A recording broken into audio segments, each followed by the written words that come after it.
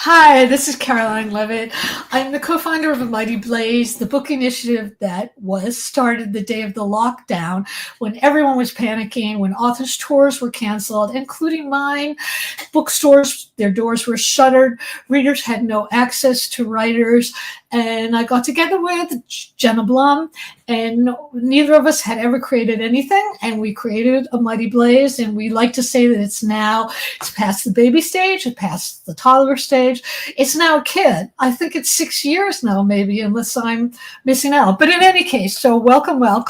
We have an incredible author here today, one of my favorite, who was here for her last book, Sam, Allegra Goodman, Isola, which is it was just made a Reese Witherspoon pick, which absolutely was made a year ago, but nobody knew that except for Allegra.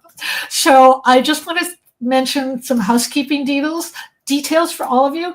Go look at the chat on the right. I have all kinds of things posted up there to make it easy for you to buy Allegra's books. There's like a link. You can just link on it. It'll take you right to her books. You can buy them just like that.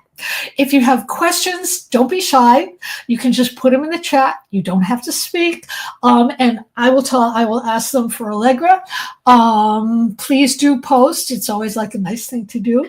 And so here we are. So welcome to Allegra Goodman. I'm so thrilled to have her here. I want to tell you a little bit about her from her bio, so hang tight. Allegra Goodman's novels include Isola, again, a Reese Book Club selection. Sam, a Read with Jenna Book Club Connect selection. And I told Allegra before we got on that her next book is probably going to be Oprah, because where else can she go? She wrote The Chalk Artist, the winner of the Massachusetts Book Award, Intuition, The Cookbook Collector, Paradise Park, and Catterskill Falls, a National Book Award finalist. Her fiction has appeared in The New Yorker and elsewhere and has been anthologized in the O. Henry Awards and the Best American Short Stories. She has written 2 collections of stories, The Family Markowitz and Total Immersion, and a novel for younger readers, The Other Side of the Novel. Her essays and reviews have appeared in the New York Times Book Review, the Wall Street Journal, the New Republic, the Washington Post, the Boston Globe, the American Scholar. She was raised in Honolulu, studied English and philosophy at Harvard, and received her PhD from Stanford. Okay, so let's talk about this book first, and then I'll ask Allegra questions. First of all, look at the gorgeous color. It's really beautiful. Isola, you see the woman on there? It's just a totally haunting, immersive novel. It's about a French noblewoman, Marguerite, who is deserted on an island with her then lover, and her survival depends on the power of her faith, her love. What's so riveting about this book is that it comes from a true life story of a 16th century heroine. It's about the natural world. It's about strength in women. It's about love. It's about everything. Isola is an editor's choice in the New York Times, and here's just some of the praise. A shocking story made all the more stunning by the fact that it has its roots in true history.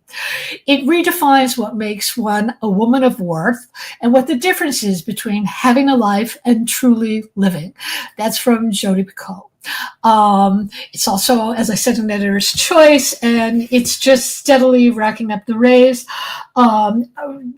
Allegra's writing has been praised as irresistible from the New York Times, original and full of heart from Good Morning America, mesmerizing, People, dazzling, Publishers Weekly. The praise just goes on and on. So I want to welcome Allegra Goodman. I'm so honored to have you here, Allegra. I've just loved your books, and I loved talking to you before we got on here. And I'm just thrilled to have you here. So thank you so much for coming on. Oh, thank you for having me. You are so welcome. So let's get right into it. I hate the annoying question of where do you get your ideas, because it's irritating. But I have kind of a sister-like question, which is, what was the origin story? What was the question you were posing to yourself that got you writing, that you yourself wanted to answer in this book? So when I first stumbled upon Marguerite's story in a history book, all I knew were the bare bones, that she was a real person, that she'd sailed to New France, as they called it back then, in 1542, So this is almost 100 years before the Pilgrims, and that she was marooned on an island in the Gulf of St. Lawrence. And, my initial questions were sort of like, wait, who was this person? Right. Why was she sailing to New France? Why was she marooned? And how did she survive? And of course, I knew that it was a subarctic island. I grew up on an island which was tropical, Oahu. And I knew this is a very different climate, but I've always been fascinated by stories of islands and stories of castaways and the way an island can be a little world unto itself. And, I was just really interested in writing about somebody who was tested in this way and whether she could endure it. And that was, interestingly enough, much the same kind of question that I was dealing with when I wrote Sam, which was a contemporary novel about a young 21st century girl who is a boulderer and trying to make her way in the world and grow up with the many challenges that young girls have in our century. So, here we have somebody who lived many hundreds of years before, but she's also a young woman dealing with the customs and culture of her world, which is not friendly to women who don't have a powerful male protector. That's true. You have 2 comments already, which is wonderful. Thank you, people. Diane Jones says, hearing wonderful buzz about this book. And Julie Brinkley says, so happy I was able to make it. This book sounds amazing.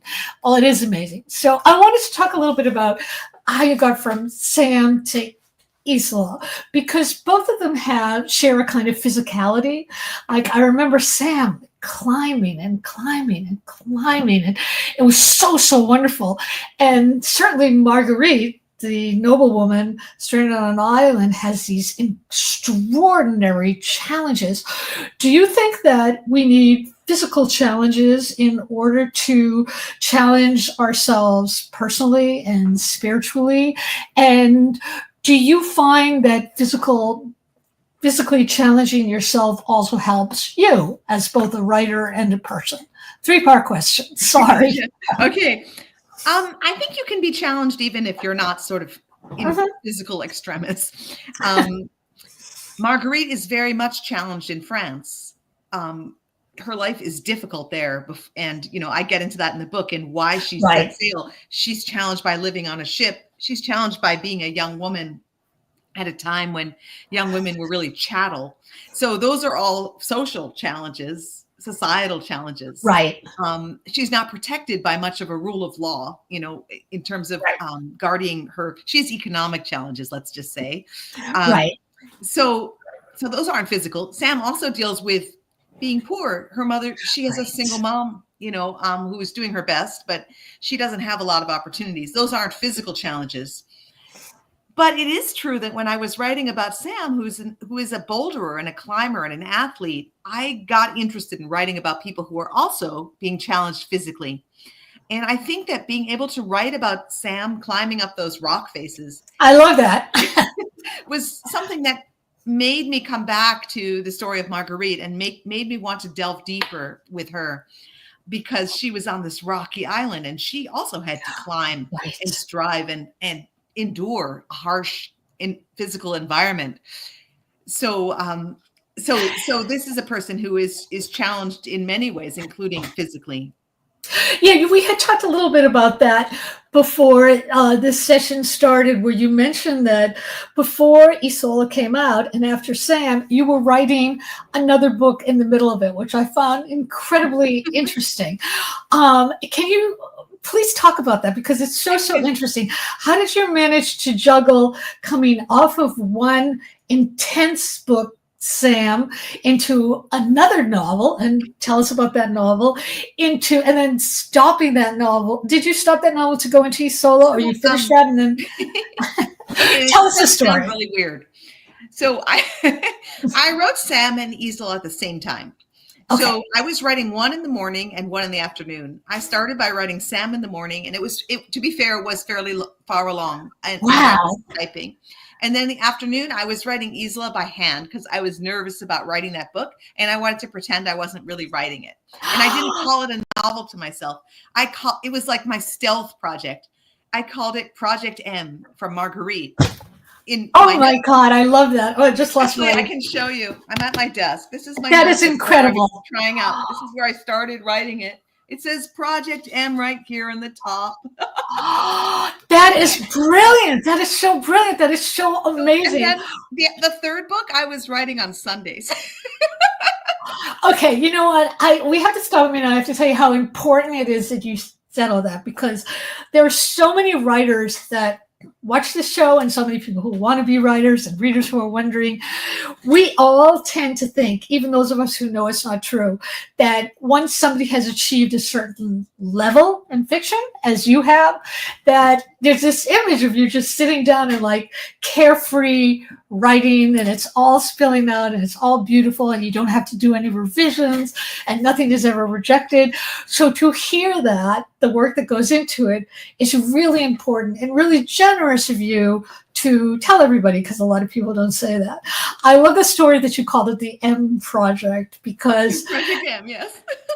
that's sort of, in a way, it's almost a Marguerite thing to do, in that you challenged yourself to do this terrifying thing. And sometimes. So I can also tell you something else. I did not tell anyone I was working on that project. So when I say stealth project, I did not tell, not only did I not tell my agent or my editor, I didn't tell my family or my husband or anything. I didn't tell my children. I worked in isolation with her on the island. I was there with her on the island for a year and a half until I finished the entire draft, before I confessed that I was actually working on that project. That is miraculous. That is one of the best stories I've heard. You told me a little bit about what the middle novel was about. Can you tell our viewers? The other one was something I had been actually working on before. And it's like the closest I've come to kind of a serial novel, where pieces of it were published in the New Yorker as I was going. And I only worked on it on Sundays, over a period of many years, I should say. It's not like I cranked all three of these out in 2 years. They were sort of interleaved and overlapping, but this other project, the earliest pieces of it were like 10 years ago. So it was a long, gradual project. That's incredible. There's one wonderful line in the novel, which is, "Those who have endured the worst have the most to teach." Can you talk about that, please? That's a really profound statement, and unfortunately, I feel that it's true. Well, often it can be, if you listen to people with sort of hard-won learning from experience. Right. Those are often the best lessons, and I think that people come to think that about Marguerite, because she is the ultimate survivor. Isola is an adventure story. It's a story about character, but it's an adventure story and a survival story. Right. It's also a love. It's also a love story. Wouldn't you say? It's not just a regular love story, but I always felt like it was Marguerite falling in love with herself, with who she could be, who she could become. And I just absolutely love that. I wanted to know about the research, because research is always really difficult, because you're looking for the stories and you can find yourself drowning in facts and figures and this and that. What was the research like for you, and how much did it deviate from the real story? And again, another 4-part question. When did you know when to stop researching? I probably spent over a year just reading before I even started writing about her.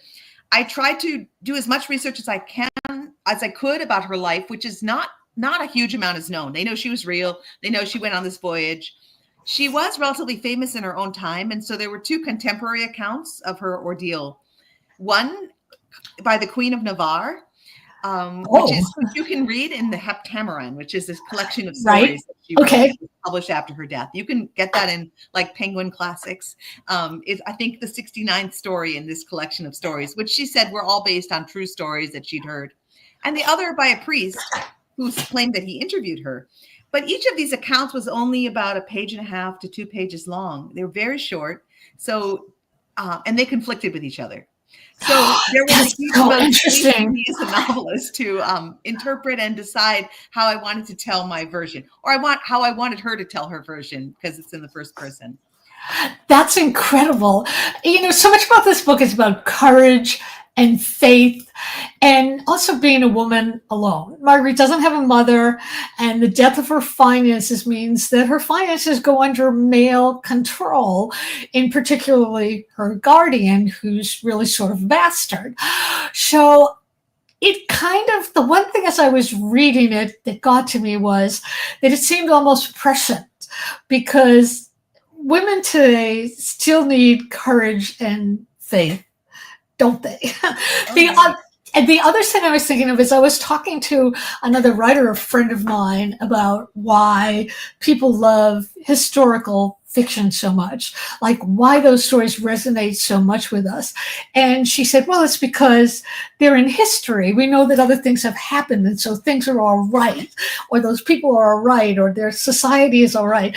And I thought about that in terms of Marguerite, like why it's so soothing in a way to read about a woman struggling who falls in love with herself and gains it. It just seemed like almost like, well, if she did it, you can do it too. Do you want to say anything about that? That convoluted Yeah, I think question? it is inspiring to read about somebody who survives, and also somebody who is dealing with tremendous, she's confined in many ways. So she has a lot of trouble. Obviously, when she's on the island, she's just trying not to starve and trying not to freeze and trying not to get eaten by bears and that sort of thing. However, what really interested me is that she was also very unsafe in her own society. If you look at a book like Robinson Crusoe, you know, when Robinson Crusoe gets back home, he's home free. He's fine. He's a white male. He's a white male, right? Exactly. His life. When she gets home, she is a penniless, unattached young woman who, and it's very scary. It's very, very scary and very, very scary. And she realizes, and so I was interested in sort of playing with that idea of like, on the island, she's struggling, but she is free in a way that she wasn't at home. You know? Right. And so it's sort of, what is freedom? And, you know, she's free to starve, but she doesn't have anyone telling her what to do. She is her own master on the island, as she can never be in France. So all of that was really, really interesting to me. To me too. You know, this book was so completely sweeping. I mean, I've read some reviews of it where they said it was this intense saga, which it is, and it felt so different to me from the pure intimacy of Sam. Was there ever a moment when you were writing this where you felt, oh my God, this is too much? How did you keep control of it? I had a pretty, it has a classic structure. It's like a quest. It's like a quest narrative or an epic. It really is an epic. It's about somebody on this journey. And so, and that kind of kept me sane because she was on a journey. So she went into the darkest place. She suffered as much as you could. And then she came through to the other side. So it already had this arc. And I stuck with that classic structure. That's the skeleton that you could hold on to, which is really important. A very strong mythic structure, except it's about a woman. So it's the female Robinson Crusoe. It's the female Odyssey. It's a female epic. What did you feel like writing it? Were there all different emotions? Did you feel like, oh my God, I love writing historical fiction, I'm going to do it again? Or well, as I told you, I was very nervous at the beginning. Right. But as I got into it, once I could sort of hear her voice and hear her telling me her story, I became kind of obsessed with it. And I realized that I loved writing historical fiction and that it was like a true labor of love. Like I loved being immersed in her world. I didn't want to leave. Do you miss it? Her work, writing the book. No, I think her and her world. Do you miss those? No, you know, I loved it and I still love it, but I said what I wanted to say, so I don't feel any like lingering wistfulness about it. Okay, you have some more comments. Ellen Comazar says, most of us can barely get our heads around one writing project. Perhaps the trick is to spread one's creative wealth. Donna O'Neill has a question.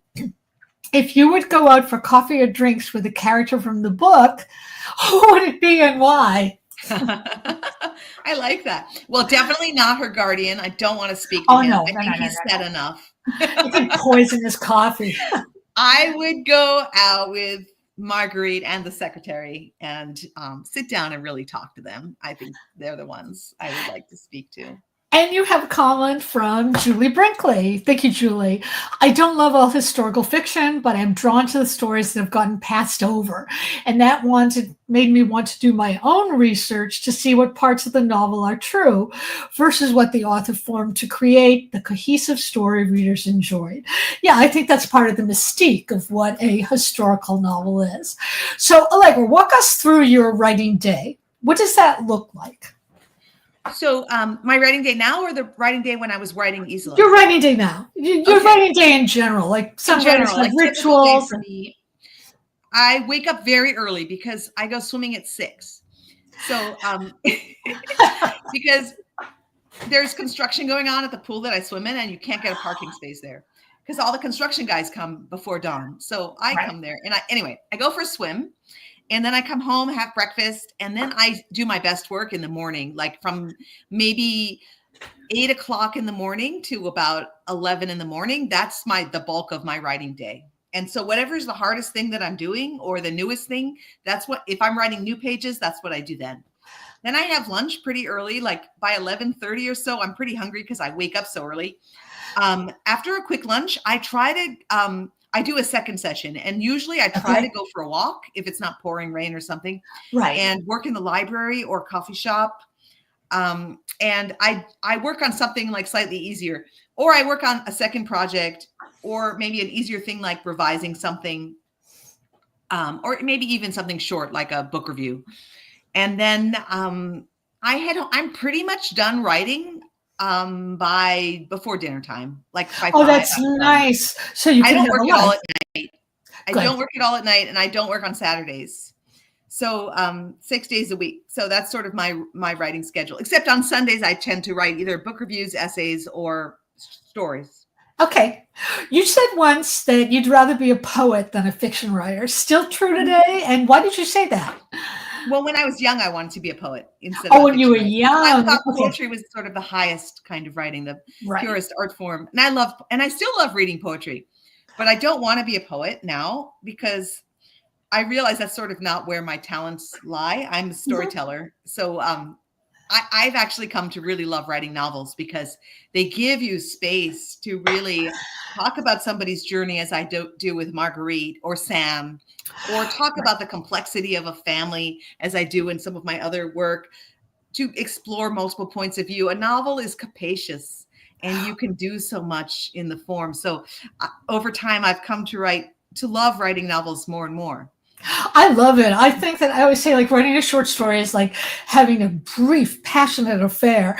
But a marriage is like a long, loving, I mean, a novel is a long, loving marriage because you do live with it. Like, it can take years. But okay, so I want to know, like, what's the worst advice you've ever been given? And then 2-part question, what is the best?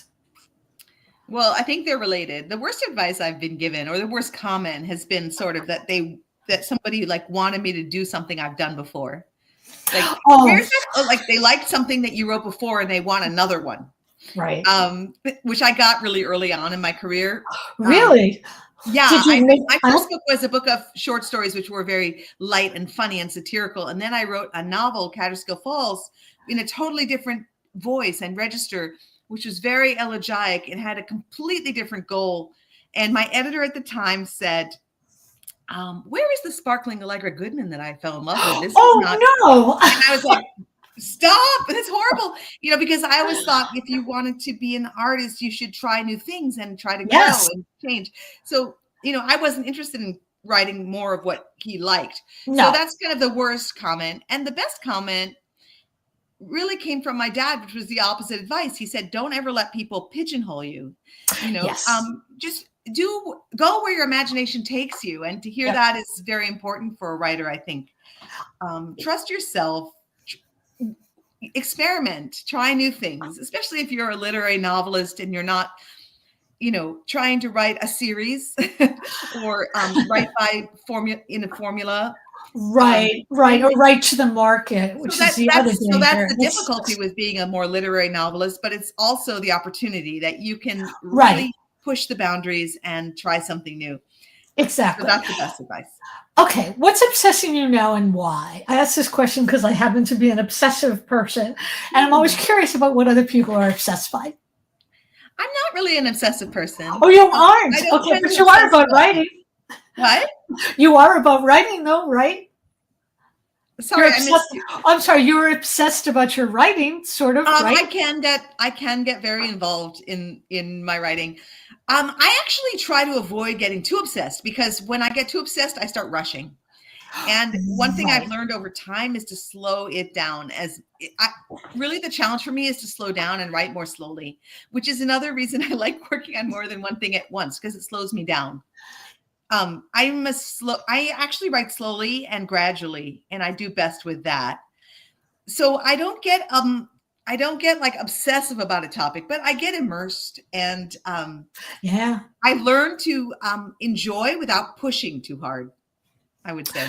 Do you enjoy writing reviews, or do you feel, I know some writers won't write reviews Mhm. because they feel it's so hard to get a review at all that Yeah. if they don't absolutely love a review, they don't want to write it. What's your feeling about it? And I actually do you I feel actually reviews help? try to write reviews about things that I like to sort of Okay, I that's look good. at it as sort of shining a light on people doing good work. So if I really hate something, I won't review it. If I love it and I also see some things That's that great. some little issues, I'll mention that. But I really see it as a spotlight because, and I like writing reviews because I love to read and I love to talk about literature.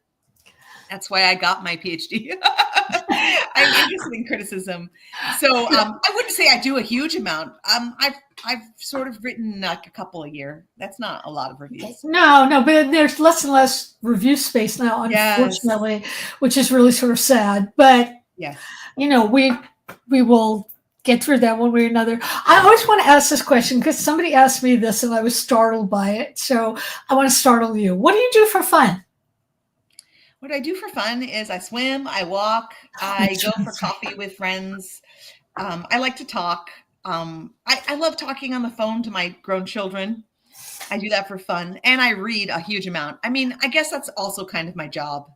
Um, Yeah, it is. but I love reading, so it's also for fun. Were you a heavy reader when you were a child? Yes, Did you always yes. know you were going to be a writer, or was there a why now moment?